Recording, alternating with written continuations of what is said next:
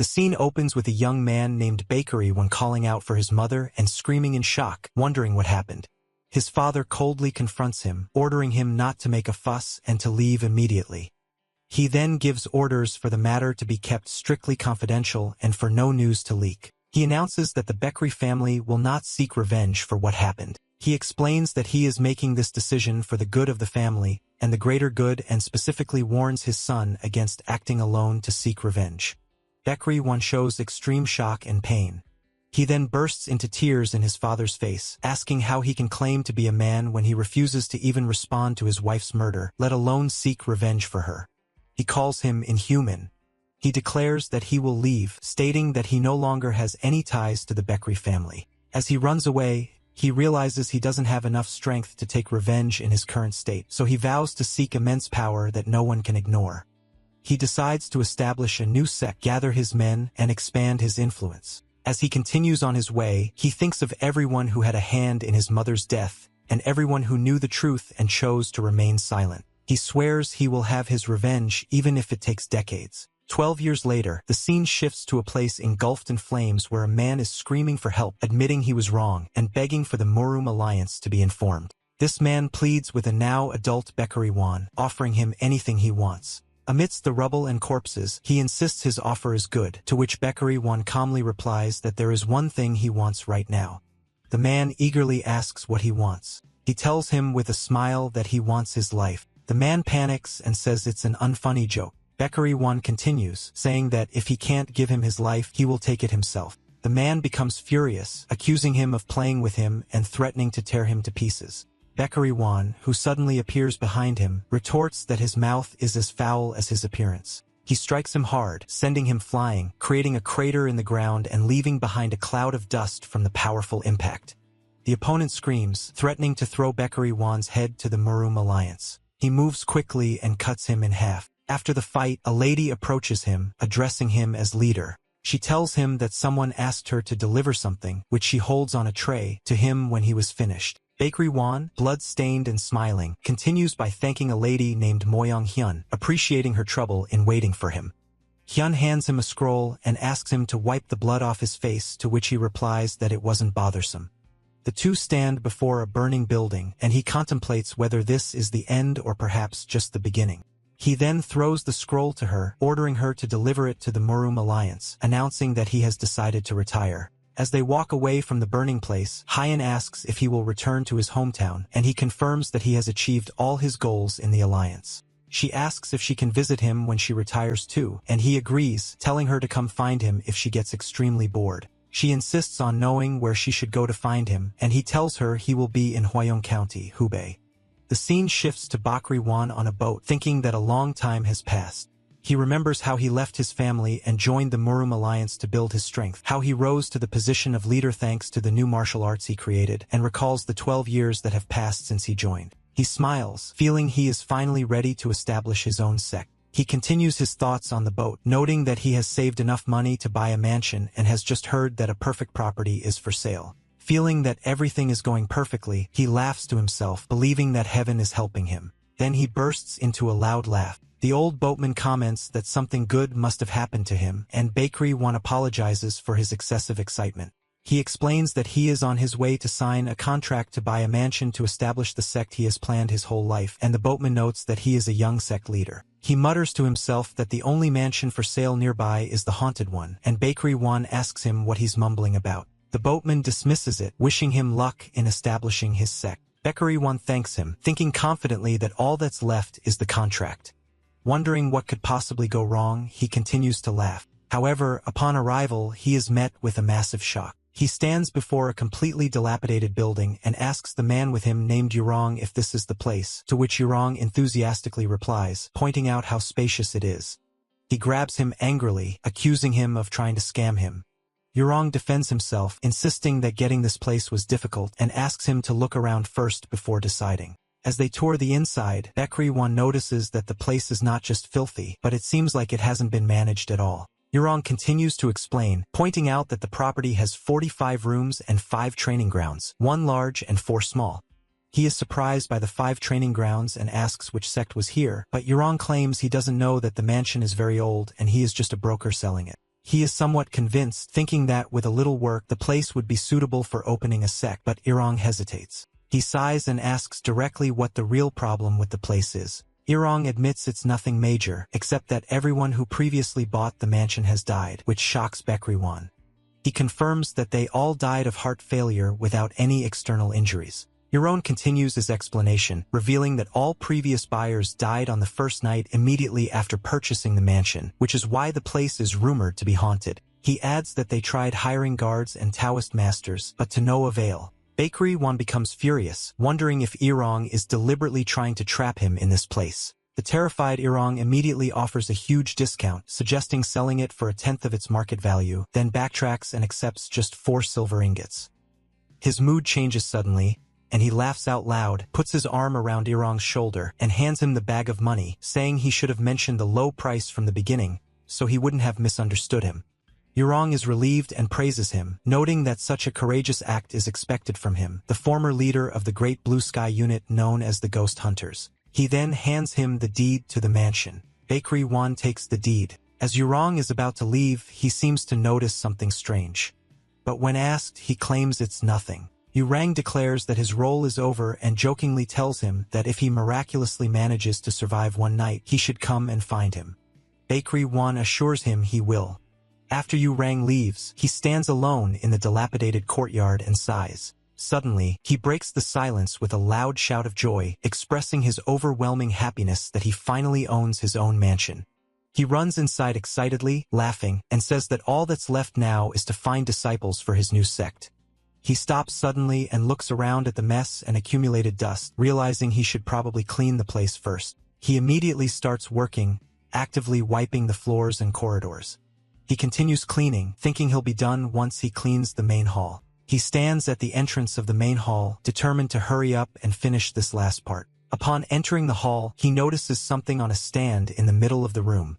He approaches it, wondering if the previous owner forgot it behind. He picks up the sword, noting that it looks valuable and might fetch a good price, considering it an unexpected prize. As soon as he holds it, he feels a sudden dizziness and loses his sense of place, wondering where he is. A mysterious glowing system interface appears before him, identifying him as an examinee, a martial artist, and that his goal is to establish a sect with an overall rating, rank 2.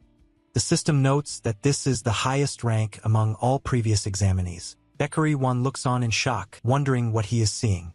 He appears extremely confused as he dodges a swift attack aimed at his head. The system suddenly announces that it is adjusting the test's difficulty level. Baekri-won immediately remembers Urong's story about the previous owners dying on their first night and realizes that this test is what happened to them. A strange device appears from the ceiling, and the system announces test commencing. Difficulty level extreme. He finds himself in a glowing test environment, gets ready to fight, and decides to accept the challenge and face whatever comes his way. The system announces that the test area is the Hall of Strength. He powerfully blocks an attack and shouts defiantly, "Bring it on," declaring that he will prove to everyone that he is not just an ordinary person, but the former leader of the Murum Alliance's Great Blue Sky unit. He takes a fighting stance and urges the test to come, and the system responds by announcing the initialization of the sect system. Suddenly, everything disappears, and he returns to the main hall, bewildered and wondering what happened. He stumbles back and shouts for Urong. The next morning, Urong appears sitting in his office. And when Baekri-won sees him, he greets him calmly and coolly asks if anything strange happened to him during the night. He storms into Urong's office and grabs him by the clothes in a state of intense anger, screaming in his face why he didn't tell him something like this, the system would appear. He continues to scream, pointing to the blue system window, which only he can see, saying this thing has been following him since last night and asking what it is. Urong looks at him strangely, confirming that he sees nothing, and asks if he hit his head the previous night. He lets him go, grumbling, and Urong takes the opportunity to smile, slyly offering to take the mansion back if he's worried. One refuses the offer, insisting he still needs the mansion and that he must now prepare for the sect's opening ceremony, which requires a lot of preparation. He starts listing his needs, explaining that he first needs uniforms, about 20 sets, and asks Urong if he has any recommendations for fabric stores. He replies that he can recommend some nearby stores, but warns him that making deals won't be easy right now. He explains that everyone is busy trying to win the favor of the Hwangryong Trading Company, a name one recognizes. Yaron confirms it's the famous company that has been supplying the royal family with fabrics for generations. Yaron continues to describe the immense influence of the Hwangryong Trading Company even within the Murum world, where it deals with both righteous and evil sects to the point that even the great clans deal with it cautiously. He then sips his tea and tells Juan mockingly that given his budget, he shouldn't even think about Hwangryong fabrics because they are completely out of his league. Juan admits his words are true, but they still hurt. Yaron adds that they might hesitate to deal with the owner of a famously haunted mansion anyway, and advises him to go look in the regular fabric street. Meanwhile, the system window appears complaining about being called a pet ghost animal, and one orders it to stay quiet. He suddenly stops, realizing something. He only signed the contract for the mansion yesterday. So how did the rumor of the haunted mansion spread so quickly? Yaron coldly replies with the proverb, words travel faster than feet. Juan narrows his eyes, and with a dark expression, he realizes that Yaron himself spread the rumor. Yaron doesn't try to deny it. Juan sighs and decides that, in any case, it's free promotion for his new sect. Yaron trembles with fear and tries to justify it by saying that Juan's survival is proof that the place isn't dangerous and that everything is fine. Juan confronts him and screams at him, accusing him of bringing the haunted mansion and causing his problems. In the fabric street, a vendor calmly replies, telling him he won't sell to him. The merchant locks the shop door in his face, repeating that he can't sell him anything as Juan pleads with him to at least listen. The merchant throws something in his face and orders him to get away, calling him a cursed ghost man. As he walks away, he hears people whispering about him, wondering again how fast rumors spread, and tries to calm himself down so people don't think the heavenly healer, his nickname, has gone crazy. Suddenly, he hears someone shouting for another to let him go. He turns to see a man holding a young boy, Seo Wu, who was clinging to him. The boy screaming that the man promised to heal his sister. An old man, elder, runs towards them, calling out to the boy, Su Wu. The boy explains to the elder that these warriors tricked him, took his money, and didn't treat his sister. The man gets angry and punches Su Wu hard in the face, shouting that his sister is hopeless, and that even the doctors have given up on her, while the elder screams the beaten boy's name. The old man intervenes, noticing the men's attire, and recognizes them as members of the Recap sect, asking how they can bully a child like that. The highest-ranking member of the group orders his subordinate to handle the matter quietly and ensure the news doesn't reach the sect leader. The subordinate, a huge man, smiles, cracks his knuckles, and tells the elder and the boy they should have been polite, but now they've forced him to get his hands bloody again. The huge man smiles mockingly. Before he can move, he receives a sudden powerful kick to the face from Baekri-won. The man falls to the ground unconscious, and the highest-ranking member of the Recap sect is stunned, shouting and demanding to know the identity of the attacker. One stands calmly, looks towards the elder and the boy, then replies to the man that his name might not be famous yet, but it's polite to answer when asked. He confidently introduces himself, announcing that he is Baekri-won, leader of the Heavenly Bliss sect. The senior member of the Baekri-won sect shouts angrily, questioning how an unknown sect dares to interfere in the affairs of the Baekri-won sect. The senior man rushes to attack. Baekri-won counters with a swift and powerful attack, aiming for his hand. He stands over his fallen opponents, coolly commenting that judging people based on their sex name is not a good habit. He adds that it's especially bad to do so when they don't even know their opponent's skill. Another man gets angry and launches an attack, shouting threats and asking if one dares to oppose the Recap sect and asks if he even realizes what that means. Baekri-won skillfully dodges the attack and delivers a counterpunch to his face, simply replying that he has no idea. After knocking him down, the squad leader seems to realize something, muttering and wondering if the former Great Master of the Murum Alliance's Blue Sky is the one who bought the haunted mansion. One puts his hand on his face in annoyance as the stunned man asks if he is the one. He grumbles to himself, wondering how far the stupid rumor has spread. He complains that, because of this rumor, he couldn't even get a uniform, describing it as annoying. He then turns to the Recap member demanding he stop chattering behind his back and face him in a fight instead. The man considers this a public challenge to the Recap sect, jumps into the air to attack him, and vows that he will regret his arrogance. A fierce fight breaks out between the two, the ground shattering from the force of their clash. Baekri-won dodges his opponent's swift attacks. Another person tries to sneak up on him from behind. One blocks their strikes before delivering finishing blows. The members of the Recap sect fall to the ground, defeated. As the man lies on the ground in shock, one tells him that if he wanted a challenge, he got one. He grabs the large sword he found in the mansion, his eyes gleaming, and invites the man to come and find him at the Heavenly Bliss Sect anytime if he wants a fight. He suggests he leave quietly unless he wants to see something worse. The members of the Baekhyun sect flee, vowing revenge. Baekhyun turns to the elder and the boy, Seo Woo, and asks if they are okay, and the boy calls him warrior. Seo Woo gets up excitedly, reminding Baekhyun that he's looking for a uniform and announces that his sister is very skilled at making clothes. He suddenly bows deeply before him, begging him to save his sister. Baekhyun is embarrassed and tells him he needs a doctor for that while the blue system window appears next to him. The window announces the discovery of a new business opportunity and that the target's rating is rank 3, while the boy smiles hopefully. His expression changes immediately, and he smiles thinking that rank 3 looks promising and asks the boy to tell him more about it. Seo Woo begins to explain as they walk, stating that their parents died last year, leaving only him and his sister. He continues that his sister is skilled at handicrafts, so they were able to manage. But she recently fell ill with a disease that freezes her limbs. Baekhyun thinks about this strange illness. He asks the elder about his relationship with them. The elder explains that he runs a small fabric shop in the next village and that he used to give the boy's sister some work, but he got worried when he lost contact with her. Seo Woo leads Baekhyun and the elder to his home, announcing their arrival. They enter a dilapidated hut, which makes one secretly hope the place doesn't collapse on them. Seo Woo rushes inside calling for his sister, excitedly telling her he brought a ghost-slaying warrior to save her.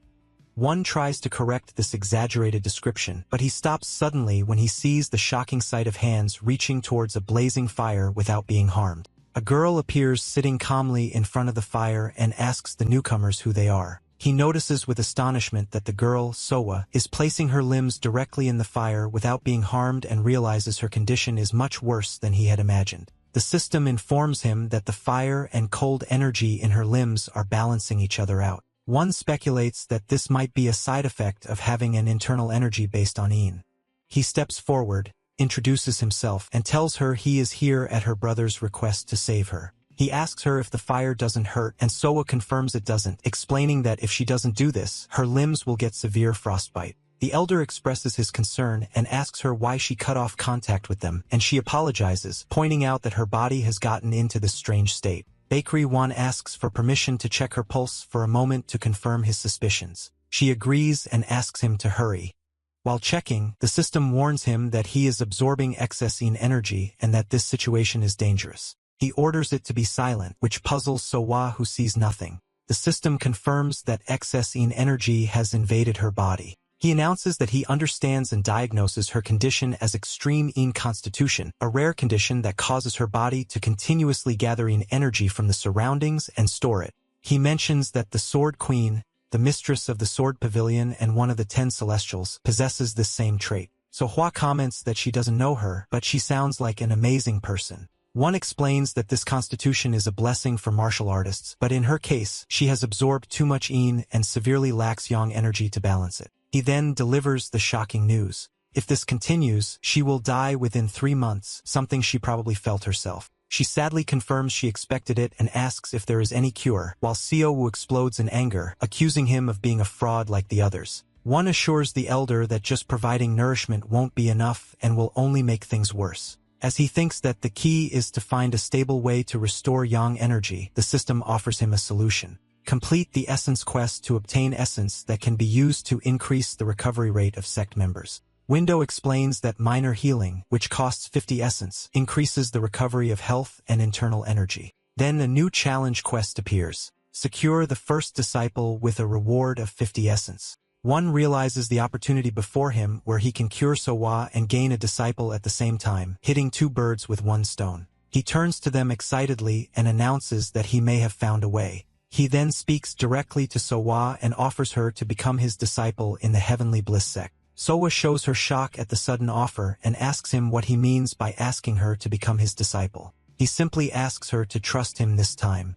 She expresses her hesitation, explaining that she has never learned martial arts before and that the request is sudden. She remembers how martial artists talk about righteousness and honor, but she truly believes they only care about their own interests. She remembers how they pretend to help, but in the end, they are only looking out for themselves and how her parents died caught in one of their battles. She fears this man might be like them, pretending to help her and then abandoning her, and she wonders why he wants her to become one of the martial artists she despises. She suddenly notices Bakery Wan's hand, which has been frostbitten from touching her energy when he checked her pulse. He extends his hand towards her, smiling, and tells her it's not a problem for him as long as this is the way to heal her. She is stunned by his reaction and wonders to herself if this man is different from the others. She sighs, deciding she has no other choice, and that if this is the way to heal her body, she will trust him one last time and agrees to his request. The moment Soa agrees, the system, which only one can see, announces the completion of the challenge quest, secure the first disciple, and that he has gained 50 essence. It also detects the frostbite on his hand. Immediately, he uses the essence to activate minor healing. So Hua is enveloped in a halo of light and feels surprised and warm spreading through her hands. One smiles, realizing the system is working. While the system announces the adaptation of healing and concentration of energy, her internal energy flow increases. He also feels the healing effect, noticing that his own yang energy, which was damaged by the cold, is starting to return. The system confirms that the sect members' Wan's yang energy is recovering. Soa looks at her limbs in disbelief, announcing that her hands and feet are completely healed. Seo Wu rushes to hug his sister, while the old elder asks Bakery Wan in amazement if he used internal energy healing, to which he gives a vague answer that it was something like that. Suddenly, the elder lets out a loud laugh. He speaks, expressing his great admiration, and says that what he saw was a magnificent scene and that Wan is exactly the kind of man he likes, adding that he now understands why the leader of the Murum Alliance values him so much. Wan is surprised, wondering how this elder knows the alliance leader. The elder realizes he forgot to introduce himself properly and reveals his true identity. He is Chayan Gamyong, the master of the Wangryong Trading Company, also known as Master Huangryong. Meanwhile, at the headquarters of the Bakium sect, White Sword sect, the leader is reprimanding his men who were defeated by Wan, asking them how they allowed a newly formed sect to humiliate them in such a way. The scene shows the man, highest rank, being brutally punished and screaming in pain. The leader coldly asks him if he is in pain and tells him that this pain is nothing compared to the ridicule he himself will face from the world. He then orders his men to drag them all to the punishment room, ignoring their desperate pleas. At the White Sword Sect's headquarters, the defeated subordinate begs his leader, Seo Yuhuan, to give him another chance. The leader ignores the plea, thinking about Bakery Wan of the Heavenly Sword Sect. He decides he must prepare a grand welcoming party for him. Back at the hut, Bakery Wan wonders about the true identity of the old man he met. He asks him directly if he is really the head of the Yellow Dragon Chamber, Wangryong. The old man, Cheon Gamyong, laughs, confirming his identity. Wan thinks that he knew the man was not ordinary, but he never imagined he was this influential. Soa tries to apologize to Gamyong for not realizing his status, but he gently reassures her that it's nothing to apologize for. He then turns his attention to Bakery Wan and offers him to join the Yellow Dragon Chamber. He promises to provide all the support he needs. Wan realizes the magnitude of the offer. The Yellow Dragon Chamber is a massive merchant guild that supplies the royal family with clothing and silk. The system rates him as a potential grade A business partner. He knows that top martial arts masters belong to them to the extent that a single word from Gamyong could affect the balance between the Murum Alliance and the Demonic Union. Although it's a great opportunity, he decides this is not the future he is seeking. So he expresses his appreciation for the offer, but is forced to decline it. He explains with a smile that he has just accepted his first disciple. Gamyong frowns, wondering how he dares to refuse his offer when he is the head of the Yellow Dragon Chamber. One confirms his refusal, but makes a counteroffer that Gamyong give him a chance to trade with the chamber. In return, he promises that he will give the Yellow Dragon Chamber the fame it deserves. Gamyong is angered by his arrogance, wondering how a nobody can bring him fame. One confidently explains his offer that within 10 years, he will build a sect that stands shoulder to shoulder with the 9 righteous sects and the 7 demonic gates, asking, wouldn't that be a fair trade? Gamyong describes the claim as absurd, especially from a sect that hasn't even held its founding ceremony. One calmly insists that this is exactly what will happen. Gamyong suddenly bursts out laughing, admitting that Wan has the nerve to make bold claims. One adds that the fame he promised is not for Gamyong personally, which puzzles the latter. He reveals his plan. He wishes to deal with the future of the Yellow Dragon Chamber and asks Gamyong to introduce him to his disciple. After a moment of thought, Gamyong agrees. He tells him he will send his disciple to his sect soon, and that the decision to trade will be up to the disciple himself. But Gamyeong warns him that if his sect shows any sign of disappointment, he will pay the corresponding price. One confidently replies that there's no need to worry.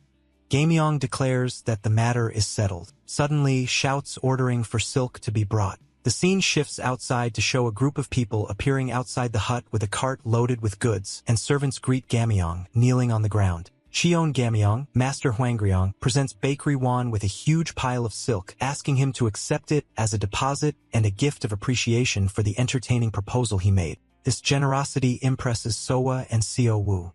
Bakery Won accepts the gift thankfully, thinking about how powerful Gamyeong and his men are, admitting that they are true masters. As Gamyeong leaves, he thinks about Bakery Won's arrogance and his audacity to claim he would bring him fame, and he notes that this arrogance reminds him of someone else exactly like him.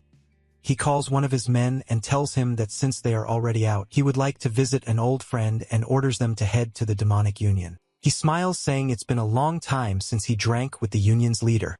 Back at Bakery One's sect headquarters, which is now clean and beautiful, Soa asks him what he thinks of the new robe she made herself. He enthusiastically replies that he loves the robe and that it's perfect. He appears wearing a magnificent robe, and the system displays a message stating that it is a heavenly silk robe that has increased his dignity and charm.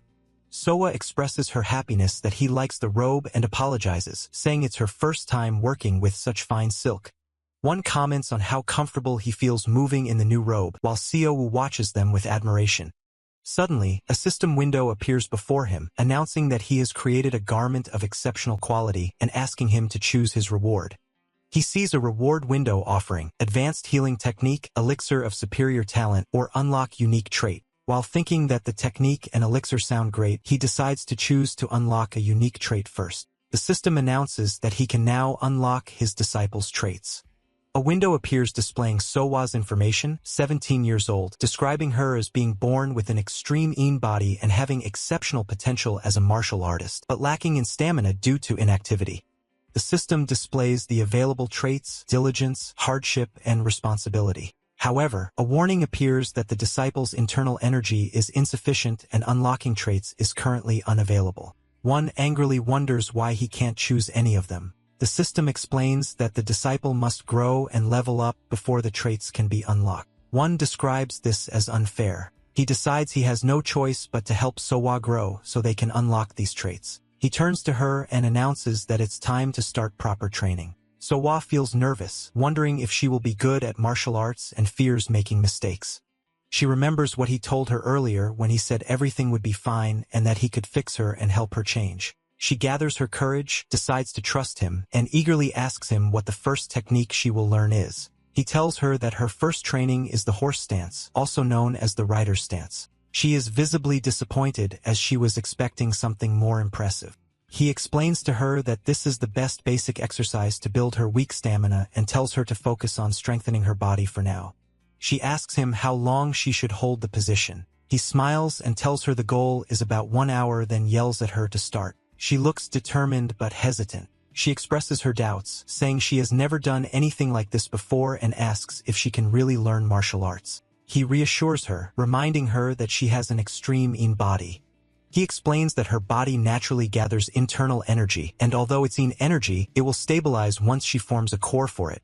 He thinks to himself happily that she is a heavenly talent he can never let go of. Iran comes running towards him in a state of panic and hands him a sealed letter, telling him it's from the White Sword Sect. Iran worriedly asks if one knows their leader. He receives the letter realizing it's about the men he defeated the previous day, while Seo Woo continues to curse them and call them scoundrels.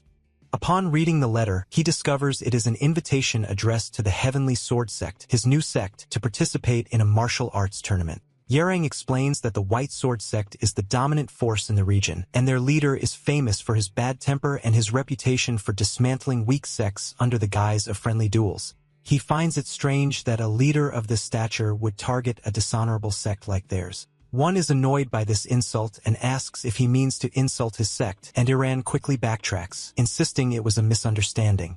Bakri Wan smiles, understanding that the leader's goal is to humiliate a rising sect and finds this amusing. He declares that this is a perfect opportunity to spread his sect's name.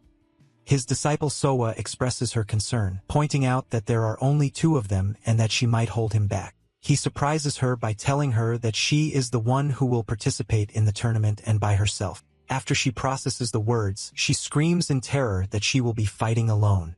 Later that night, Sowa lies exhausted on the floor, complaining that her stamina has decreased and wondering why she is being forced to practice the horse stance excessively.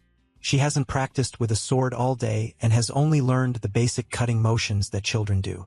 Her anxiety grows because the tournament is less than 2 weeks away. She seriously wonders what her sect leader is thinking.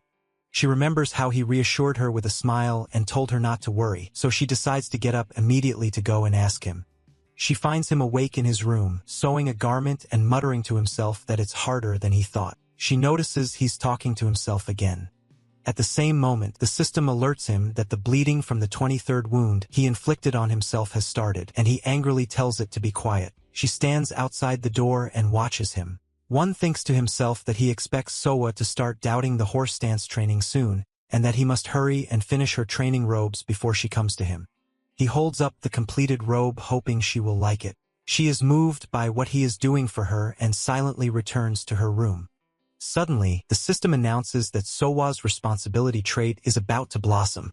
One is surprised by the sudden notification. The day of the tournament hosted by the White Sword sect arrives. At the registration table, some officials are grumbling, wondering why the friendly match suddenly became a tournament, and one points out that the rumor of their men being defeated by the Heavenly Bliss sect has already spread. They realize the leader plans to use the tournament to make an example of them in front of the other sects and to show the consequences of challenging the White Sword sect. One of the officials smiles mockingly, saying that these strangers picked the wrong fight, then looks up in surprise. He sees Bakery Wan and Sowa standing before him. She calmly asks him where to sign. The stunned official answers her. As she signs, he looks at her and thinks to himself, wondering if the sect hires its members based on looks, commenting, "She's so cute." The official at the registration desk makes a sarcastic comment about her clothes, which angers Wan.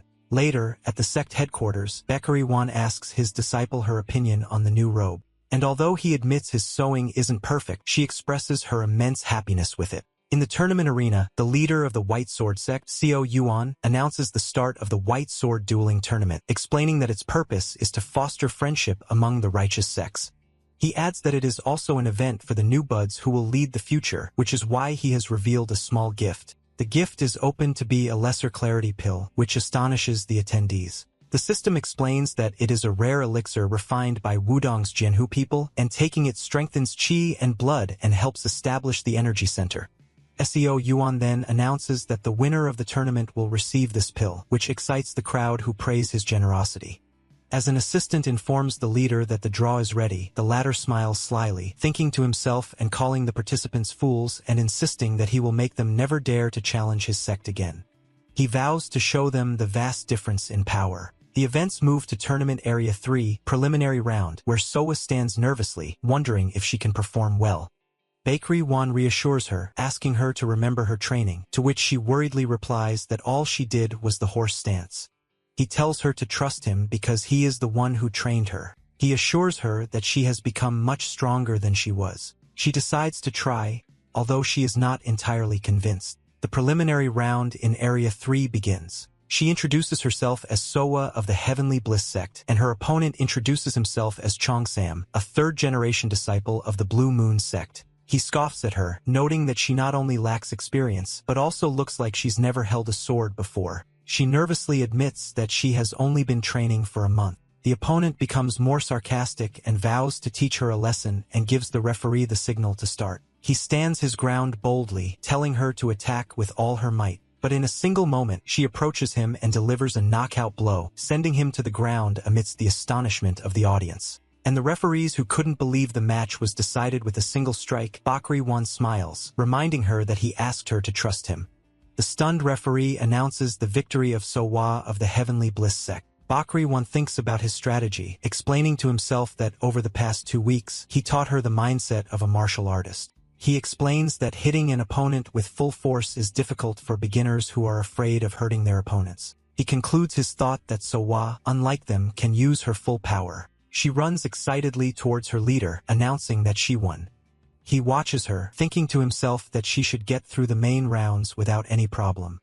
He decides he no longer needs to worry about her, and that he should now wander around to see if there are any other interesting participants. The referee announces the next match for Jin Guang of the White Sword Sect, which catches his attention. He watches as Jin Guang quickly defeats his opponent, who begs him to wait. The defeated opponent admits his loss. But ignoring the surrender, Jin Guang raises his sword with a fierce red aura. He delivers a brutal blow to his downed opponent, who screams for him to stop. The referee intervenes, shouting that the match is already over. Jin Guang is declared the winner. One watches the scene with disgust, noting that Jin Guang is a despicable person who resorts to dirty tricks even against an opponent he clearly outmatches. So Hua runs happily towards him, telling him she has reached the main rounds. She tells him excitedly that she used all her strength and won easily just as he told her. Suddenly, she feels a strong and uncomfortable killing intent and realizes it's coming from the person one is looking at, Jin Guang. He tells her that if things continue this way, she will likely face him in the main rounds. Someone interrupts them, congratulating them on their progress, and reveals his identity as Xiao Yuahuan, the leader of the White Sword Sect, which shocks Sohua. He offers a fake apology for the rudeness of his disciples the previous day. One coldly replies that it doesn't bother him, but adds sarcastically that it seems the leader's disciples need more training. The leader ignores the insult and praises Sohua, considering a young girl reaching the main rounds to be wonderful. But he adds that it's a pity her next opponent is Ogium and that this is as far as she will go. He then offers her to join his sect, pointing out her special talent. One replies mockingly, thanking the leader for his kind words about his paintings, meaning his disciple. He adds that the disciples of the White Sword Sect seem somewhat useful. The word somewhat angers the leader, who immediately calls one of his disciples, Wang Bal. He orders him to escort Wan and Sohua to their rooms and wishes them to enjoy the rest of the event. Wan replies that they will enjoy it if they can. As they walk, Wang Bal introduces himself as the first sword disciple of the White Sword Sect. The system notes that he, 21 years old, has an exceptional muscular build and a talent for quickly understanding and mastering new movements. He guides them towards the place where they will be staying. Suddenly, one starts feeling Wang Bal's shoulder and arm muscles. He smiles and praises him for his great height and build, which causes Wang Bal's face to turn red as he thanks him awkwardly. He quickly opens the guest room door and asks them to rest, then leaves. Sohua thanks him, then turns to Wan to ask his opinion on her next opponent, but he asks her for her opinion instead. He continues talking to her, telling her with a smile that he considers that fellow, Wang Bal, to be like a younger brother to her, which greatly shocks her with this sudden statement. The scene flashes back to the past, where the leader of the White Sword Sect, Xiao Yuan, is interrogating a young man asking for his name, and the young man confirms his name is Wang Bal. The leader is impressed by his strong physique and excellent muscles for his age and tells him he has talent and will become a disciple of the White Sword Sect. Wang Bal thanks him with great enthusiasm. Later, during a training duel, he is easily defeated by another disciple named Jin Guang. A spectator comments on how amazing it is that Jin Guang defeated a disciple 3 years his senior. Wang Bal, lying on the ground, tries to explain to Jin Guang that it was just training and there was no need for such harshness. The leader turns his face away, declaring he was mistaken about Wang Bal. The young man looks on in shock, while the leader declares he was nothing but an empty shell with a good build. He coldly orders him to spend the rest of his life cleaning up after his younger colleagues. The flashback ends, and Wang Bal wakes up startled from this nightmare. He is surprised to find Jin Guang in his room, who tells him he's awake. He explains he came to warm up before the tournament. Wang Bal tries to apologize, claiming he's not feeling well. Jin Guang scoffs at his excuse and insists he needs him now. He adds mockingly that as a man whose only asset is his physique, he should at least make himself useful at times like these. Wang Bal reluctantly agrees. He tells him to hurry up. He's just doing a light warm-up and leaves, leaving Wang Bal in a state of despair. Back at the tournament arena, the referee announces the start of the semi-final match. Bakery Wan is remembered explaining to Sohua that her next opponent is Ogium, and his style is the Phantom Sword.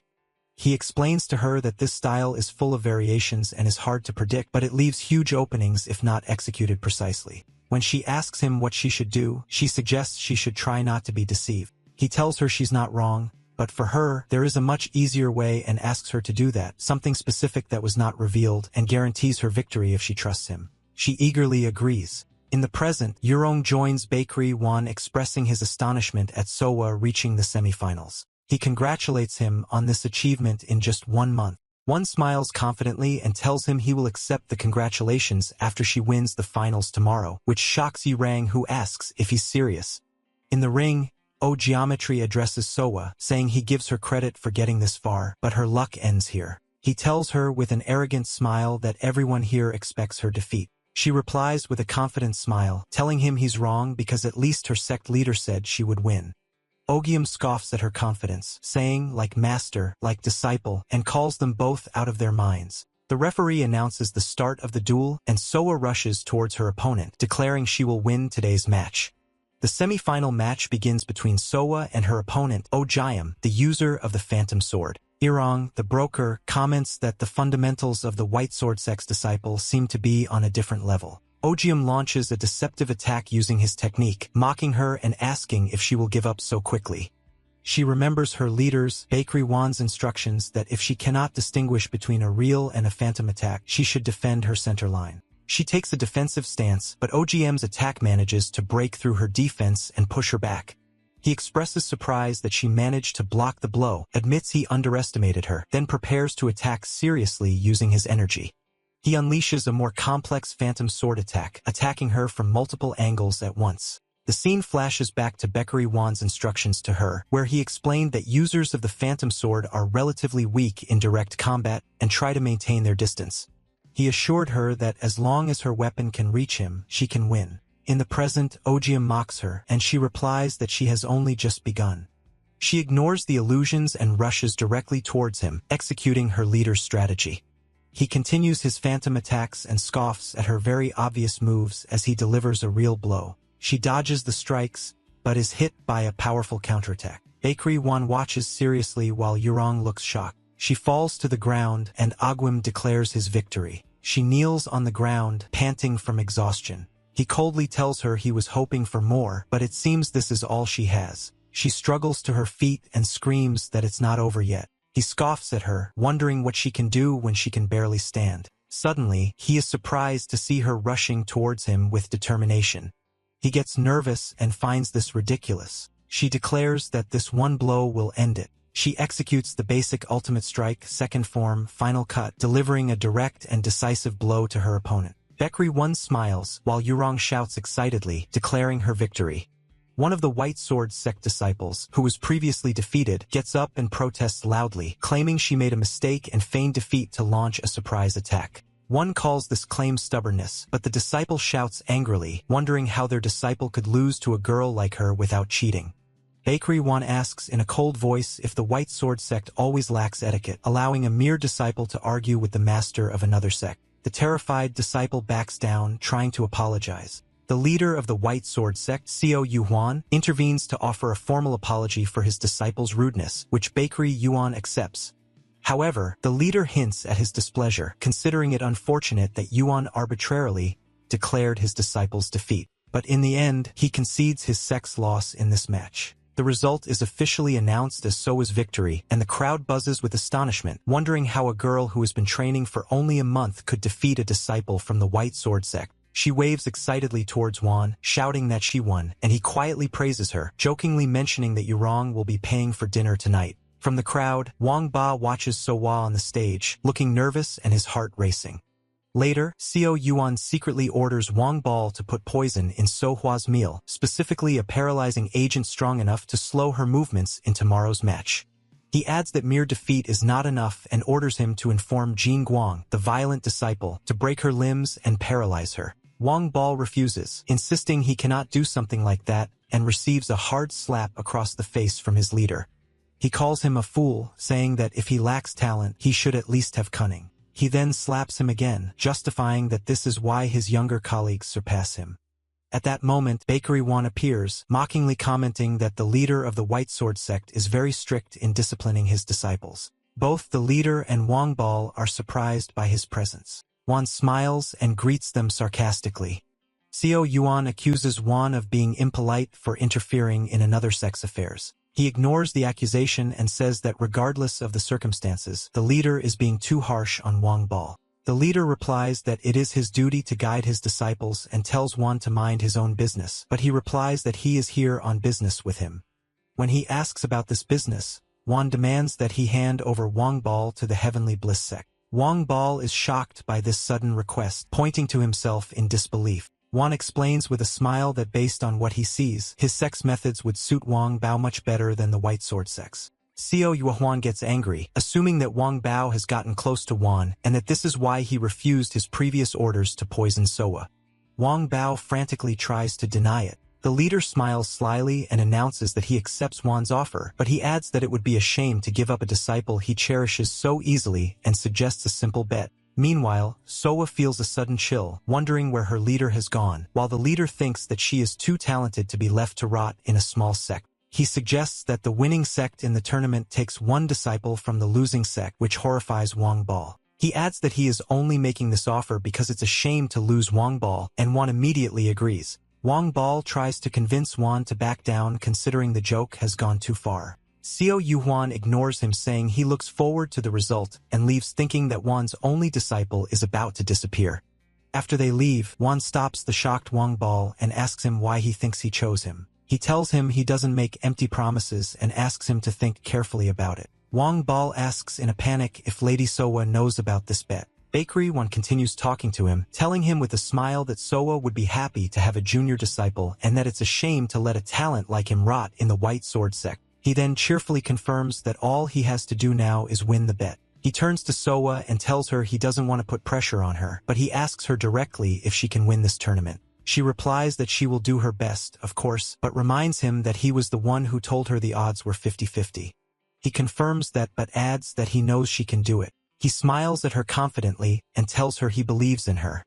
Her determination strengthens, and she enthusiastically replies that she will win.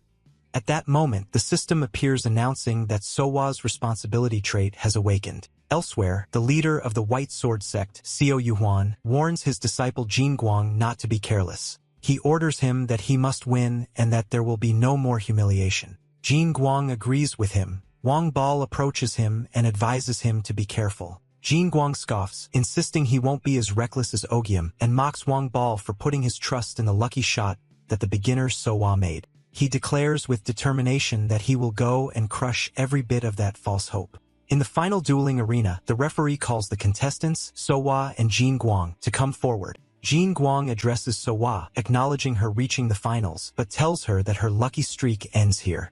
She calmly replies that they will have to fight to find out. The duel begins, and Jin Guang thinks that as a beginner, Soa will try to avoid direct confrontation and seize opportunities. But he is surprised when she rushes directly towards him. He is forced to block her powerful strike, letting out a muffled cry of surprise.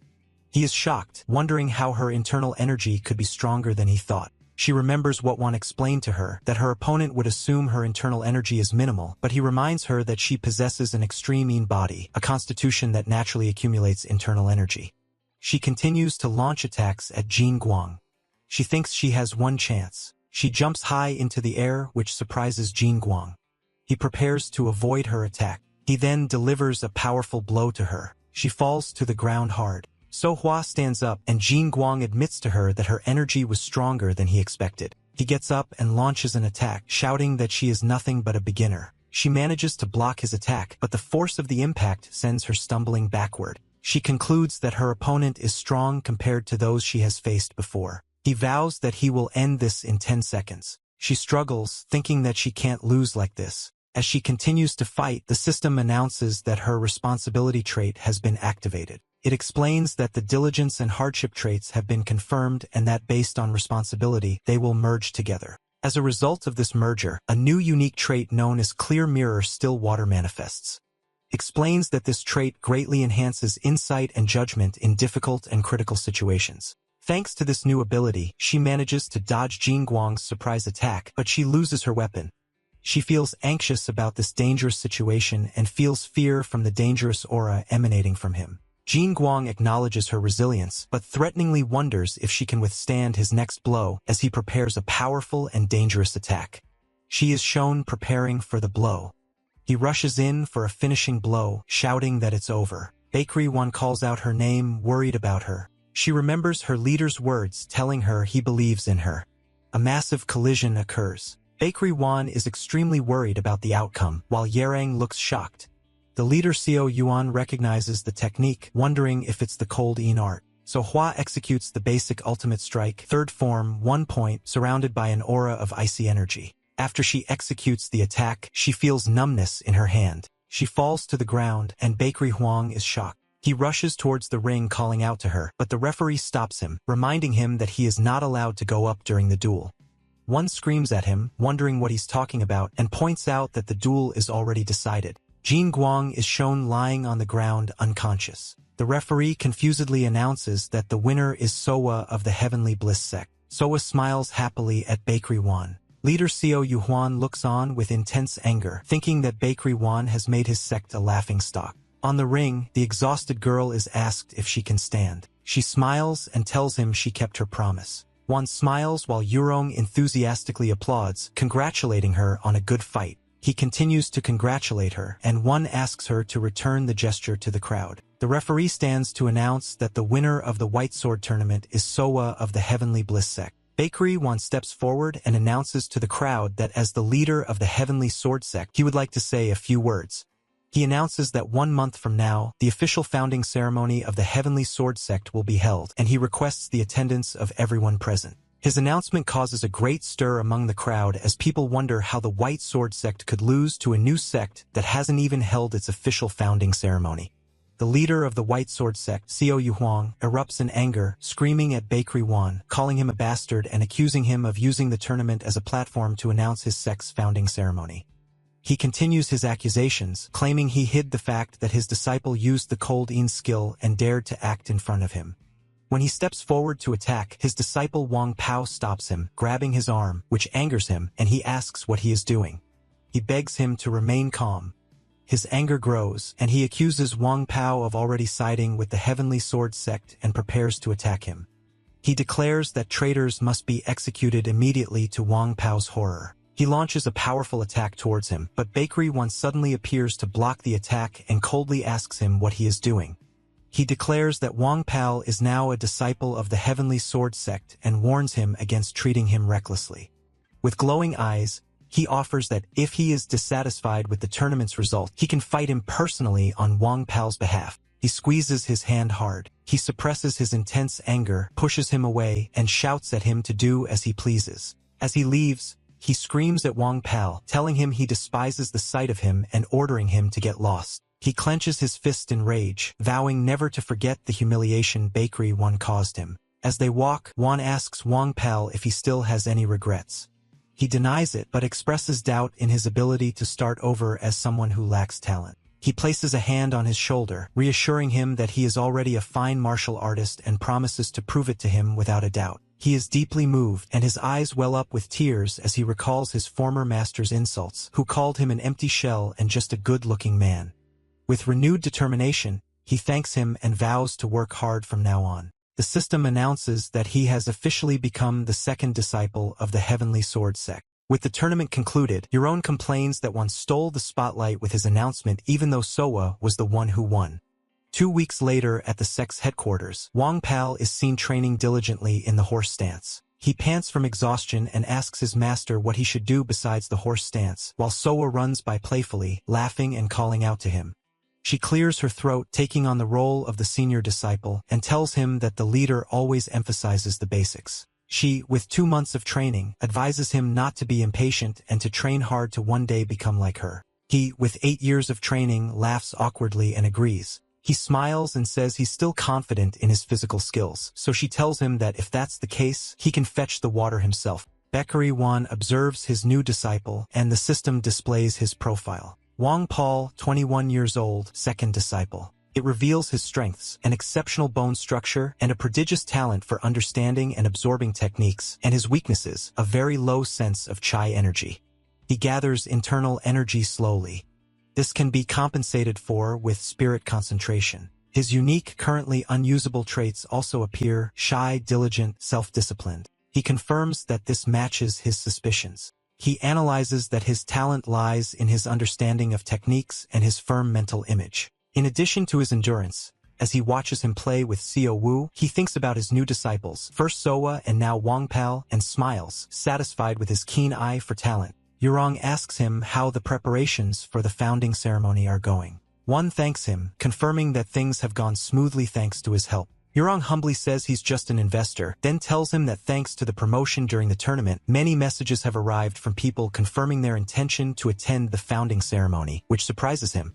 But he adds a caveat, telling him that among the letters is an order from the Murum Alliance, which shocks him. He opens the scroll only to discover that the Murum Alliance is demanding they undergo a plagiarism review regarding the Bekri family's core skill, which greatly bewilders him. Yerang shouts, denouncing the timing, wondering why they are suddenly requesting this now, 15 years after the Bekri family published the skill. One thinks with a sarcastic smile that this method of targeting weaknesses is typical of his family, and feels frustrated that things were going so smoothly before this. He asserts to himself that his sect's martial arts are the product of 15 years of his own insight, and not a single thread of his family's techniques is woven into them.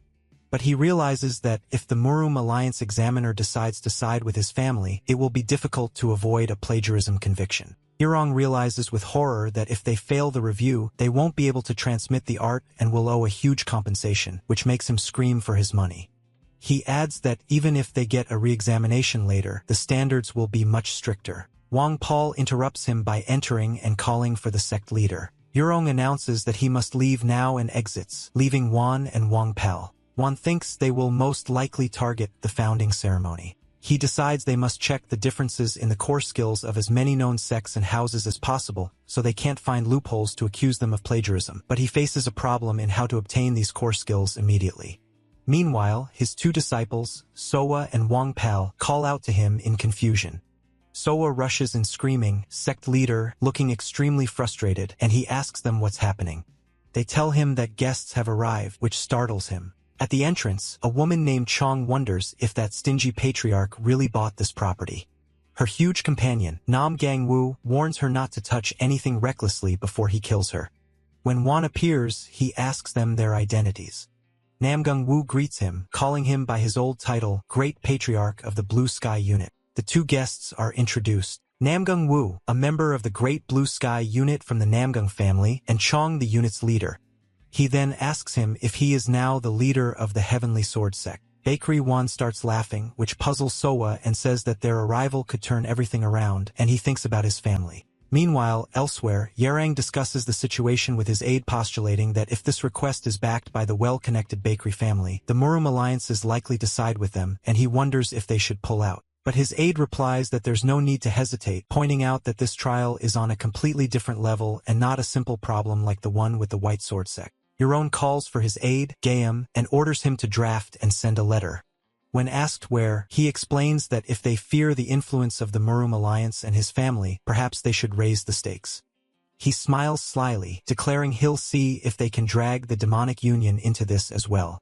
At the Bekri family headquarters, someone speaks to the master of the outer hall, Bekri Syng, saying he is committing a needless act. It becomes clear that he is speaking to the head of the family, Wan's father, questioning the point of requesting a plagiarism review for a core skill of a sect that hasn't even opened yet, and reminds him that he warned him not to provoke him.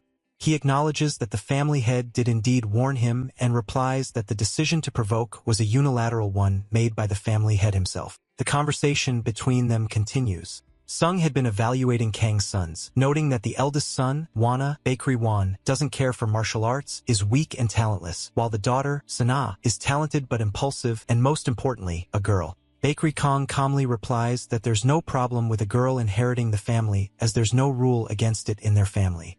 Shung gets angry, asking him how he let that boy, Wan, leave the family, wondering if he didn't cherish him. He reminds him that Wan was a child who excelled in talent, intelligence, and even temperament to the point that no one would have objected to him being the heir. The father calmly agrees with him. Shung insists he must be brought back and shown that his place is here, and he must be reminded that his roots are with their family, stressing that this is the will of the Council of Elders and the Outer Hall.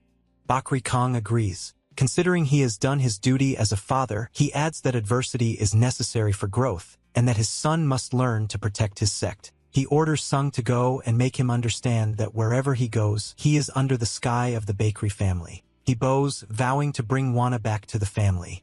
The scene shifts to the day of the Heavenly Bliss Sect's opening ceremony. Bakery Sayang stands beside Isu, the deputy military commander of 3 divisions in the Moram Alliance.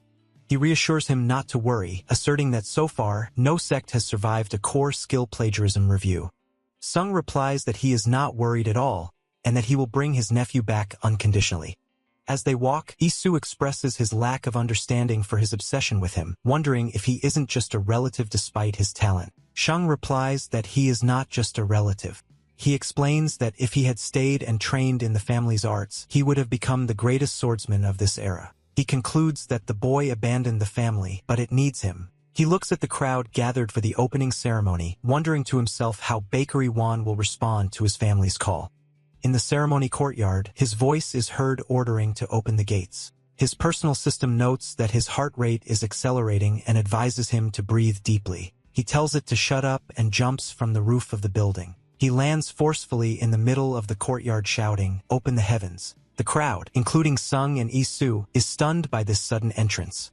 He stands tall, holding his sex banner, and thanks everyone for attending. Then he formally introduces himself. "I am the leader of the Heavenly Bliss Sect, Bakery One." He continues, saying he has much to say, but there is a task that must be resolved before they can open the sect. He decides to clarify the matter for those who haven't heard the news yet. Then he shouts at the top of his lungs before the crowd, declaring that his sect, the Heavenly Bliss Sect, has plagiarized the martial arts of the Bakery family. This announcement causes shock and utter chaos in the crowd, with people wondering why he would say this at his own opening ceremony. The guests, including Yi Rank's allies, wonder if he is admitting to plagiarism with his own mouth. One of the attendees laughs, considering this has become more exciting than he expected. Isu comments to Bakery Sayang that the leader of the Heavenly Bliss Sect has given up and their task has become easier. But Sayang watches him with intense focus and replies that it seems different to him. He stares at his nephew, wondering to himself what he is thinking. Bakery One continues his shocking announcement, stating that he knows a review committee sent from the Muram Alliance is present, and he asks them to step forward. Bakery Sayang, Pale Moon Sword, and Isu, deputy military commander of the Alliance, step forward. His uncle greets him, saying it has been a while. Isu asks him his intention, and he replies that it's not difficult. He declares that he intends to undergo the plagiarism verification review here in this open place in front of everyone. This shocks his uncle, who protests that reviews are confidential and not disclosed to the public until a verdict is issued. Isu intervenes to stop him, reminding him that the Alliance is here to mediate, not to interrogate his sect. Isu realizes to himself that he cannot appear unjust in front of the other sects, so he decides to take the initiative and agree. Bakery Wan asks for permission to begin, and Isu agrees. He begins to demonstrate one of his sect's 2 core skills, the Transcendent Strike. He performs the first form, Heaven, Earth, and Man. The audience cheers in admiration of his martial skill. Isu asks if this is the skill that is alleged to have plagiarized the Bakery family's arts. One confirms that the similarity is based on borrowing the principle of Heaven, Earth, and Man. His uncle begins to opine that it is indeed, but he interrupts him, adding that it is also simultaneously considered plagiarism of the Nangong family's arts. He continues, declaring that all 23 of his sect's core skills, after verification, are considered plagiarism of the arts of numerous sects. The panicked Isu shouts that this is a false accusation. He calmly asks him which part is false. Isu replies flusteredly that there are no representatives from the other sects here to verify this claim. Nam Gung Wu, Sogue, raises his hand, saying, "I am here." He steps forward amidst the astonishment of the attendees, who recognize him as a member of the Nangong family. Then Chong Sojunwol raises her hand, announcing that she is also here as a representative of the Wudong sect, and the crowd recognizes her as well. Isu wonders why members of the Great Blue Sky unit, which one used to lead, are here. Nam Gung Wu explains that they were on a nearby mission and heard about their former captain's opening ceremony. He confirms that the parts one mentioned are indeed similar, explaining that his family's core skill also embodies the principles of Heaven, Earth, and Man. Chang'e confirms that the Wudong sect has the same opinion and presents a box full of letters. She explains that these letters, in addition to their testimony, are confirmations of plagiarism, suspicions from other sects. She smiles, wondering if the Bakery family's core skill will now be embroiled in plagiarism issues with these other sects. Bakery Song shouts that this is a false accusation. Nam Gung Wu mocks their logic, questioning if the mere overlap of the heaven, earth, and man principle means plagiarism. Isn't that the same as what the bakery family is claiming? He realizes the predicament, thinking in horror that the review committee itself is making a false accusation. Isu shouts in anger, "What did you say?" While Bakery 1 presents him with a written response confirming the overlap of skills signed by the current captain of the Blue Sky Unit, Mo Yong-hyun. His uncle's anger intensifies as he trembles and calls him a bastard. Isu asks him how he managed to verify all these claims with 23 different sects, sarcastically wondering if he wrote down his core technique and distributed it in letters. Bakery 1 replies that he has said all he wants to say, and that it is now time for the Pale Moon Sword, his uncle's title, to give his answer. He realizes in his thoughts that his uncle is in a bind. The moment he admits to plagiarism on his part, his own family's core technique will become embroiled in a plagiarism dispute with 23 other sects. He wonders if his uncle will really risk moving forward. Sung, trembling with rage, asks him if this is all he has. He explodes with anger and rushes forward with his sword to attack him. His two disciples, Nam Gung Wu and Chong, shout, calling him master. He stops them from approaching. He blocks his uncle's attack and tells them this is personal business. He accuses him of still holding a grudge and continuing to resent the family. He shouts back that his uncle is the one holding the grudge. He continues his accusation, questioning if he is trying to destroy their family because they didn't take revenge for his mother. He adds that he understands if he sees them as a pathetic family for not even being able to protect his mother. But if he's trying to destroy the family because of that, then he, Sung, will. He launches a counterattack that overpowers his uncle. The latter stumbles back from the force of the impact, coughing up blood. He stands over him, asserting that he has no intention of denying his lineage. He admits he would be a liar if he said he didn't resent his uncle, but he has let go of most of that resentment now. He angrily asks him why he doesn't return then. He explains that as a sect leader, he must become stronger on his own, and that he is now different from the person who ran away from the main family. He asks him how long he thinks he will last, warning him that small sects like his are nothing if the main family decides to pressure him. He replies that he is ready for a confrontation at any time. Just like this time, he recalls a memory from his childhood, training with his uncle and calling him uncle.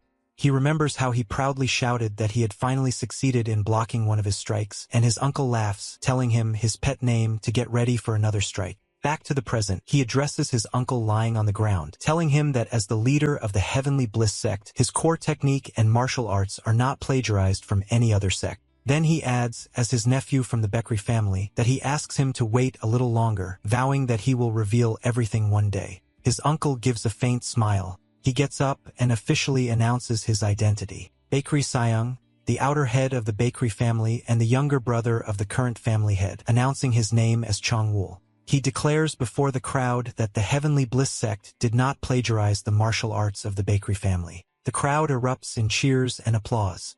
Among the audience, a masked person smiles, thinking that he was prepared to intervene if things went south, but it seems one didn't need any help, praising the old man, Iran, for his good choice of person.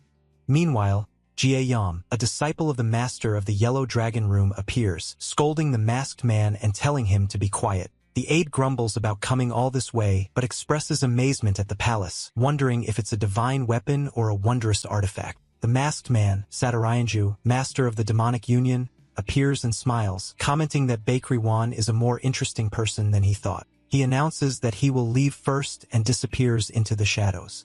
Gayam watches him leave and thinks that this person was her first business partner. Back at the Heavenly Bliss sect headquarters later, Soa looks shocked as she thinks about how unbelievable what is happening is. The scene shows that 3 days have passed since the founding ceremony, with Wang Pao sweeping the courtyard and grumbling that not a single person has come to join the sect. Bakery Wan tries to maintain his composure, but he grips his writing brush with such fury that it almost breaks, prompting Soha to warn him. The system detects that his heart rate is fluctuating. He ponders how to get new disciples, concluding that it requires either a very high reputation or building trust by contributing to the local community over a long period. He considers sending Wang Pao to bring in business, but reconsiders and hands Soa a document to send to the Hawan Trading Company. When she asks about its contents, he tells her it's a method for recruiting disciples. The document turns out to be a request for cooperation with the Murum Alliance's Training Institute. The scene shifts to the office of the second deputy commander of the Murum Alliance, where an aide informs his superior that the trainees in the Hall of Strength have submitted a refusal to train. The commander asks for the reason, and the aide explains that the graduation martial arts tournament is imminent, and the trainees feel the training process is unfair. He explains that the Alliance divides trainees between the Hall of Strength for small sects and independents and the Hall of Virtue for large sects and independents, prestigious sects and famous families. The commander, Jigal Byong, comments that the Hall of Strength usually offers a fair fight, but the aide clarifies that this year's batch from the Hall of Virtue is exceptionally strong, and the Hall of Strength has lost the tournament for 3 consecutive years, and their morale is very low. He adds that they are trying to persuade the master of the Hall of Strength, but it seems he is secretly supporting their refusal. Jigal Byong deduces that the master, after being defeated for 3 consecutive years, wants to save face. At that moment, a carrier pigeon arrives carrying one's message. After reading the message, the commander, Jigal Hui, orders his aide to gather all the trainees of the Hall of Strength and declares that the training will proceed as scheduled. In the mountains near Huayong County, the trainees are seen training hard. One of them suddenly wakes up. It's revealed to be trainee Cian Wukong, panting in his bed. He reflects, known as a trainee in the Hall of Strength, wondering how long he will continue to bring shame upon himself. He gets up at night to find his colleague, Cian Munchuk, writing. He tells him his turn hasn't come yet and that he should mature a bit. Kong, unable to sleep, asks him if there is anything unusual. He apologizes, explaining that this current training is his fault. He admits that he was the one who encouraged the refusal of training. He believes the Alliance considered it a challenge and sent them as punishment to an unknown sect, Bakery 1 sect. His colleague replies that it doesn't matter, suggesting that if they don't trust the sect, they can simply pressure its leader, 1, until he respects their opinion to some extent. He notes that it's time for the guard change and tells him to go to sleep. Suddenly, they jump up in alert and Chuck shouts, "Who's there?" Bakery 1 appears before them, introducing himself as the leader of the Heavenly Bliss sect. He announces to them that he will now begin the sect's entrance test. He explains that the rule is simple. He tells them that all they have to do is have just one of them succeed in crossing the threshold of his sect, the building's entrance. Upon hearing this, Kong shouts for the rest of the Hall of Strength members to prepare for battle. One rushes to attack him, overpowering him with a single swift blow, leaving Chuck in a state of shock. Chuck screams his name after he falls to the ground. Bakery 1 adds a condition to the test. They must succeed in escaping from him safely. Meanwhile, near Mount Wudong in Hubei province, some people are exchanging news about the Hall of Strength trainees. One explains that their training location for this season is a new sect no one has heard of. A young man comments that he's not interested, considering it pointless, and that the Murum Alliance is just trying to create some sort of balance. The young woman rejects the idea, saying they are all the same, and it doesn't matter who the instructors are because she will win in the tournament. A flashback appears. She remembers herself as a child calling out to her brother, asking him where he is going. The scene shows her, the little girl crying and calling out to him as he leaves her, Bakery 1, back to the present. She is introduced as Mu Jiangguan Bakery Sun, Bakery 1's younger sister, and she vows to herself that she does not intend to lose until she knows why her brother abandoned the family and left. Back at Wan's training ground, Wan attacks the trainees. He observes their fight and comments that their level is not bad. Chuck rushes to help his fallen comrade, asking if he's okay. He confronts him,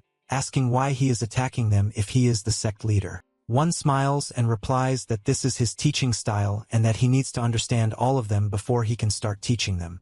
Chuck reminds him of the test rule, one person succeeding, and asks what will happen if they fail. He replies while attacking that if they are the type who can't even pass a simple entrance test like this, there will be no need to send them to the martial arts tournament. He explains that he plans to tie up everyone who fails and throw them in the storeroom until all the matches are over, and he declares that this is the greatest humiliation a martial artist can suffer, defeat without even a chance to fight. Chuck shouts and asks him to wait. As the attack continues, Kong suddenly appears before him and blocks his attack. The trainee, Seoman Chuck, smiles and boldly asks him if defeating him here would be considered passing the entrance test. Bakery 1 accepts the challenge and tells them to attack. They attack together, and he comments that it's a good decision. The scene shows a violent clash, and they scream in pain.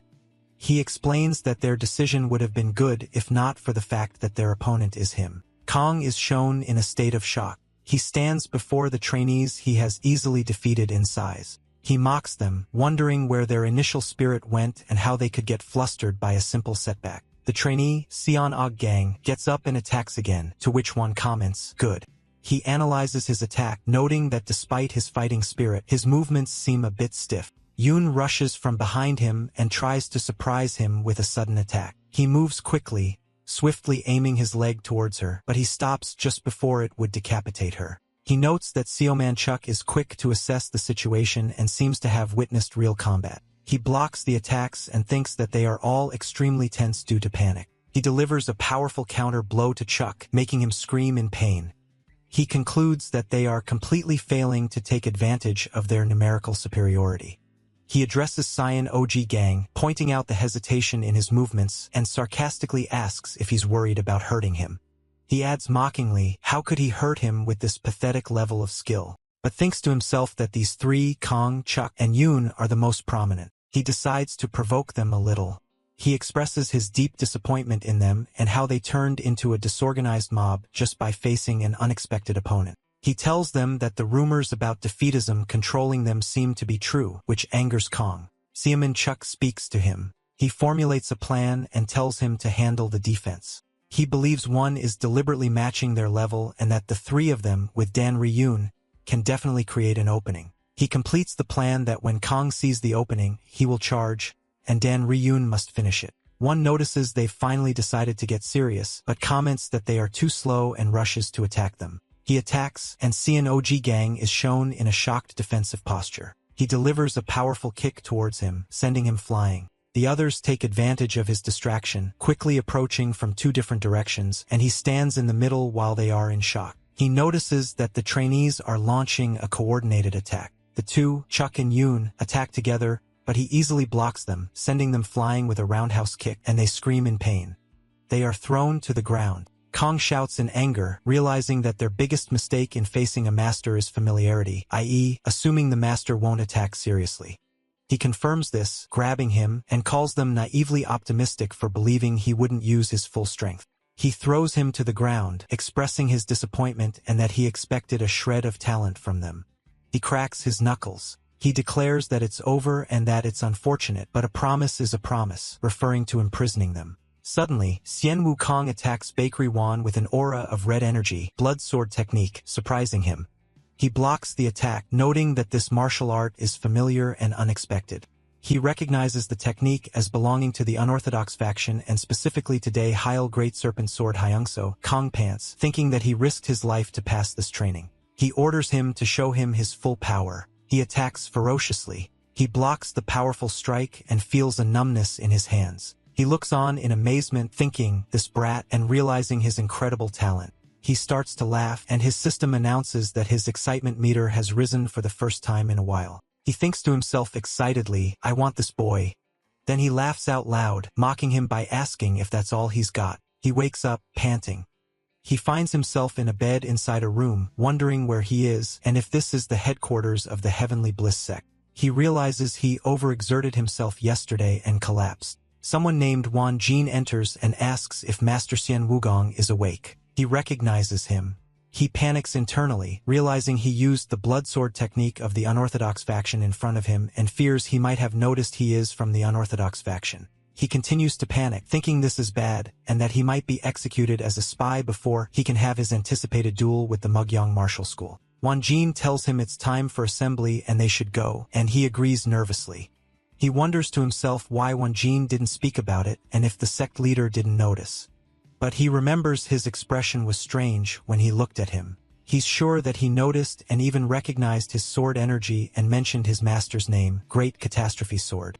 He continues walking in confusion, wondering why the sect leader didn't expose him as a spy from the unorthodox faction even though he was able to. He keeps thinking, trying to understand what he is planning.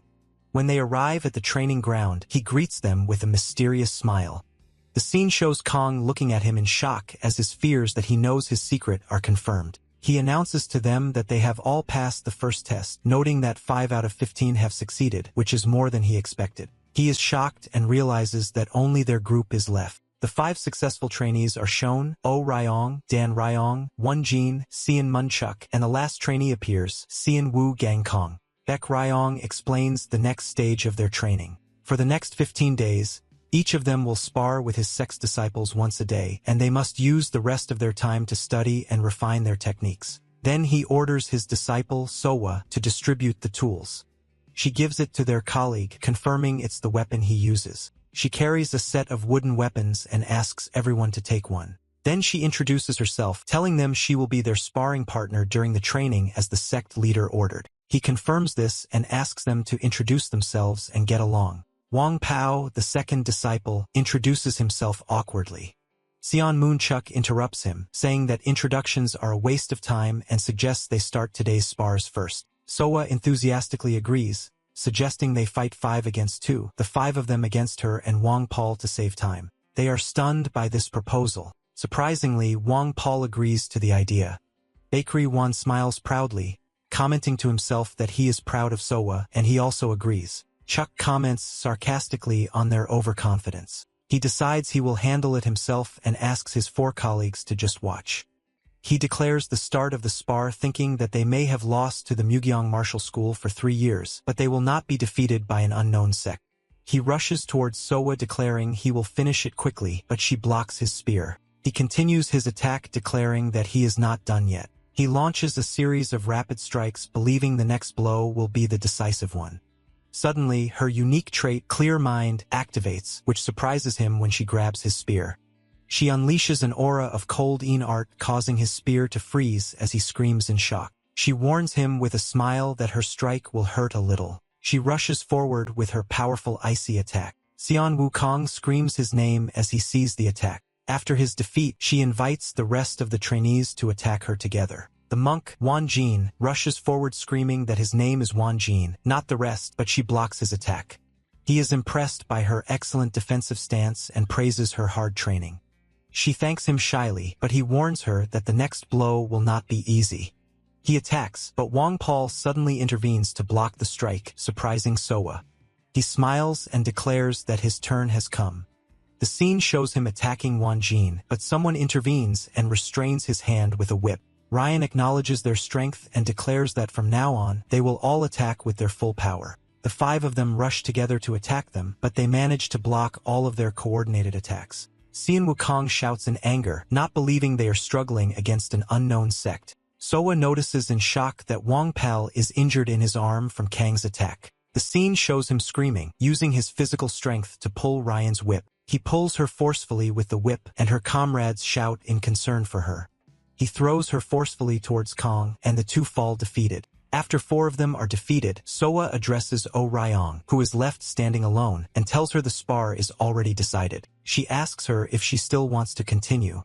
She looks at her defeated colleagues and realizes in shock that there were 5 of them, and they couldn't win. Bakery Wan smiles, declaring that it seems everything is over. Then he tells them, as an additional piece of information, that Sowa has only been learning formal martial arts for 1 month. Sowa smiles and winks at them as they are stunned. Kong wonders to himself what kind of training makes her so strong at this age. He addresses them, telling them that from now on, they must search for coordinated techniques that 2 or more of them can execute together. He reminds them that when he was at the Murian Martial School, these tactics were the key to victory. He adds that this lesson should resonate even more, especially for them after they lost to the Mugyeong Martial School for 3 consecutive years. He explains that to achieve this, they must trust themselves and their comrades because this trust will build an unshakable confidence and increase their individual strength. He ends today's training and tells them to rest, and they thank him in unison. After the training ends, he asks trainee Xian Wu Gang to stay behind. The latter seems nervous about this summons.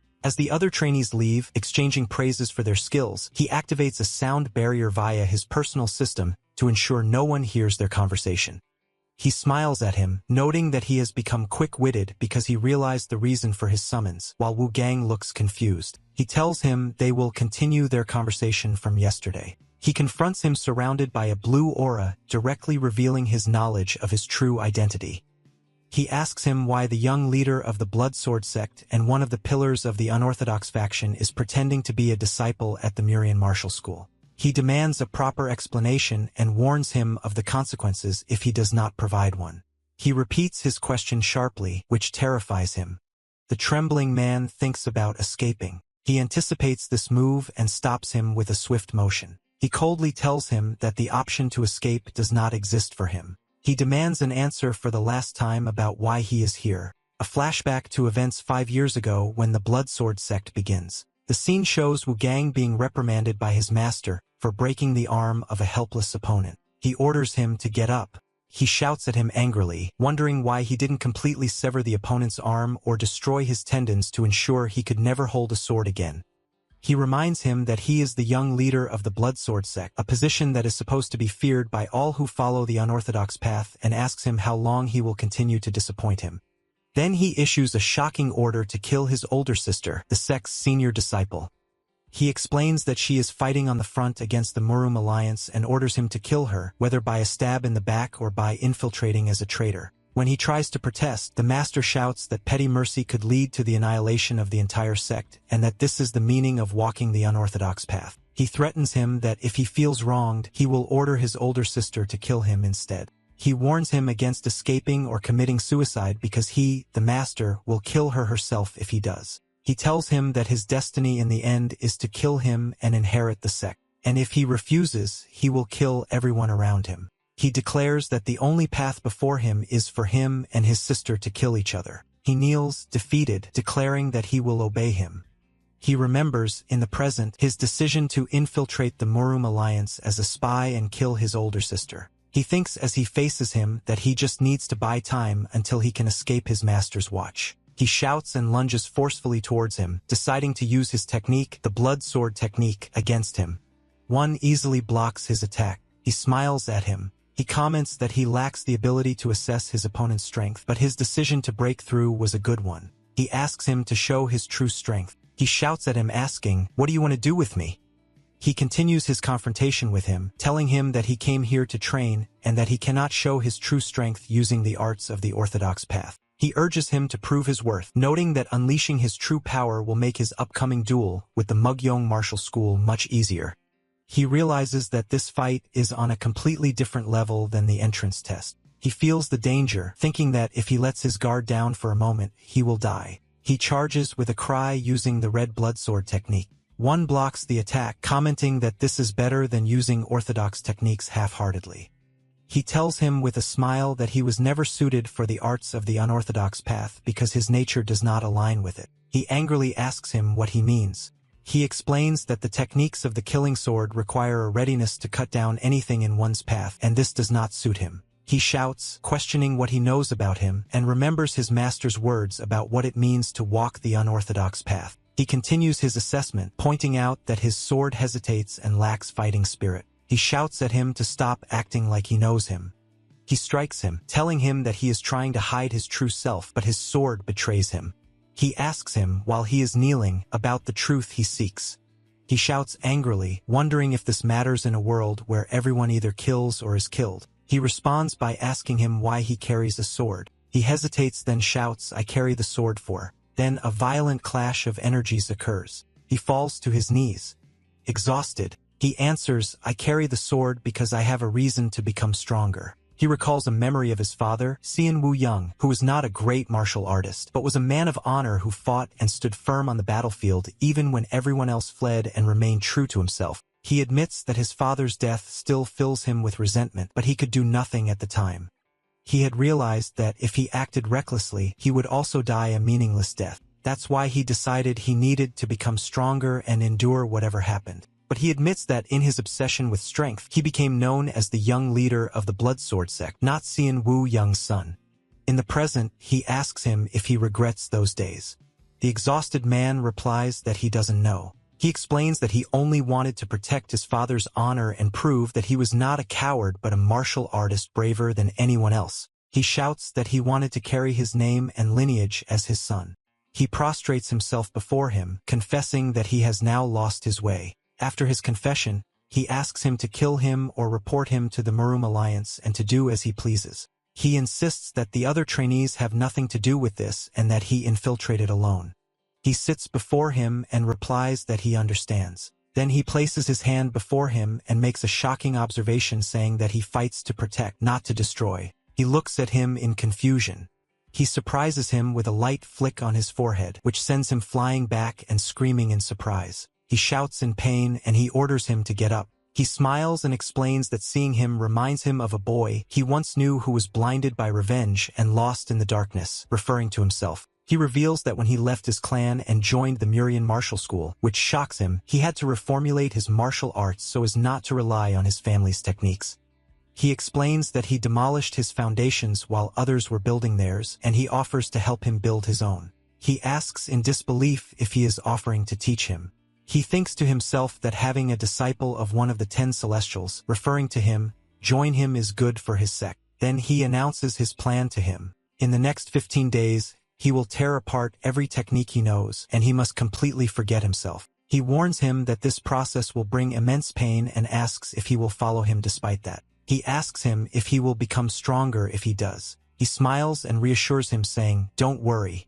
This is my job." The scene shifts to the Murum Alliance headquarters where 2 officials are discussing the exceptional current generation of disciples from the Mujiang Martial School. One confirms that their results are outstanding and that team leaders are already competing to recruit them. The first official reveals that the leader of the unorthodox faction alliance has proposed a bet regarding the upcoming competition. This news surprises the other official, Sword Saint Weijahak, one of the 10 celestial peaks of the Orthodox Murum.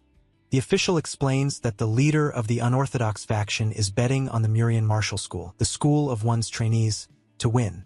If he loses, he will halt all expansion and aggression for 1 year. Weijahak thinks that this bet on the weaker side is a proposal they cannot refuse as it will give them time to reorganize. He decides to raise the stakes, declaring that they cannot afford to lose this year. They announce their new instructor for the upcoming camp and the best talent from the Wudong Sect, a graduate of Mugyong School and the next strongest Wudong sword. This instructor is known by the title Azure Flow. The new instructor thinks of Bakery Wan's name and the Murian Martial School, noting that a long time has passed. Back at his sect, Soa collapses from exhaustion, complaining that the daily 2-on-5 spars are very harsh training for them. He suddenly appears and asks if they are already tired, then announces he will give them a reward. He explains that after their training is over, they will visit the Murum Alliance to watch the grand tournament. He tells them about a nearby blacksmith who forged his sword and presents them with a challenge. If they win more than 8 out of 15 spars, he will take them to have a custom weapon made for each of them.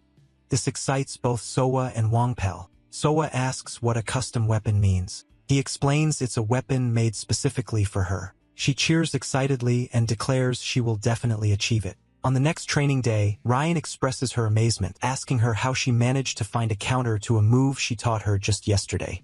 Soa replies that her move from 2 days ago was harder. Jin notes that she is particularly energetic today. Sian Munchik replies that the trainees, have also found their own motivation. Sian Munchik quietly asks Wangpal if the sect leader is the type to only treat kindly the people he likes. Wangpal looks embarrassed as Wan appears in the background attacking Wu Gang and replies nervously.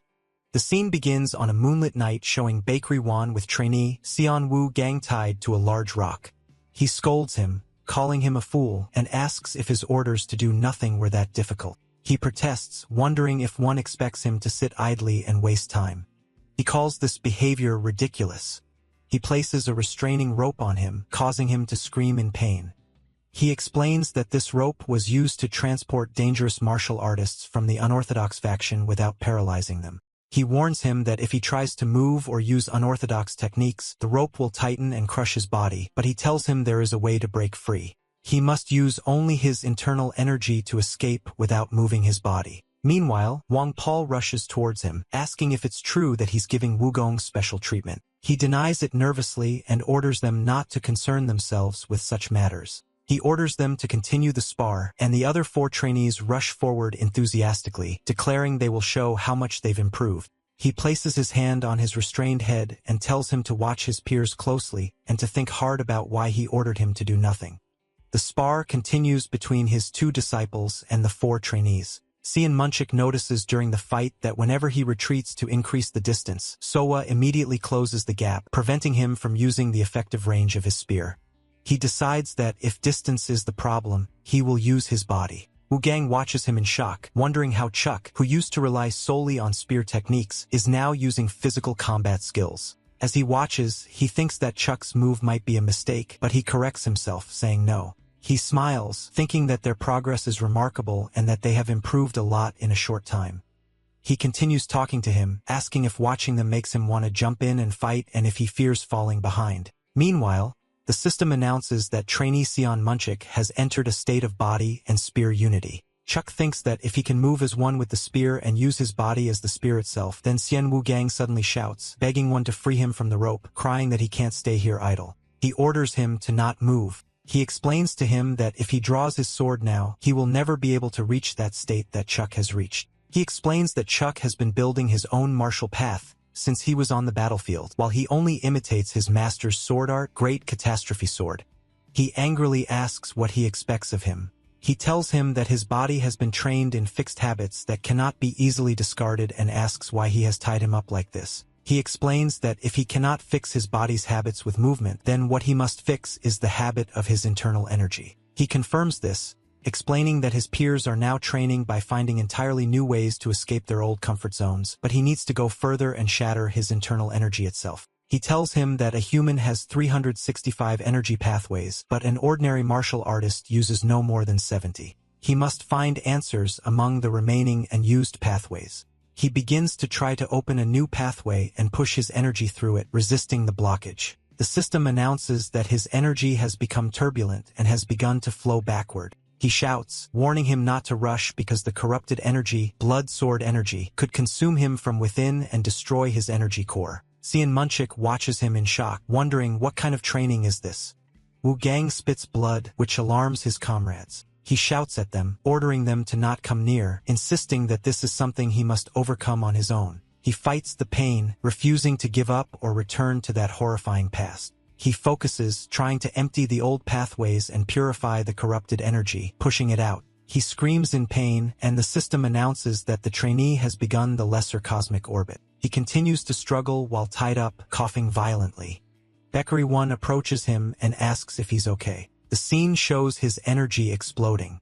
The exhausted man collapses on him, who tells him that in the end, he has emptied the arts of the Blood Sword Sect. He congratulates him with a smile on becoming a blank slate. He asks him, still weak, if he will train him too, insisting he can't fall behind. He agrees, telling him to fill that blank slate with a sword path of his own. The scene shows the trainees running towards him to check on him. Meanwhile, in a nearby forest, Nam Gang Wu and Chong Ha, one's old comrades from the Blue Sky unit, examine a mutilated body. Nam Gang Wu comments that the victim was drained and became dry. Chung He tells him to be quiet. He analyzes the body, noting the marks on the neck and the fact that he was hung upside down to bleed, confirming that this is the person they were tracking. She wonders sadly if they have lost him again. He notes that there are no common traits among the victims and that any human seems sufficient for the culprit. He rules out that this is the work of unorthodox sects or the demonic sect because it's too chaotic and suggests the culprit is a demon. He adds that he is not very strong as there are few victims, but he is intelligent because he leaves no trace but the bodies. He suggests falling back and requesting support. She refuses, saying they can't let more victims appear while they wait. She asserts that the captain, Mo Yong-hyun, who succeeded one, would have said the same thing and declares they will continue the pursuit. He agrees with a smile, saying that orders are orders. As they prepare to leave, he jokingly suggests buying insurance because people usually die on such missions. He writes a message on a tree stating that if he is gone for more than a month, please contact the leader of the Heavenly Bliss Sect, Bakery 1. At that moment, Bakery 1, at his sect's headquarters, suddenly has a bad feeling. Alright, that's the end of the story. Thanks for watching. See you in the next one.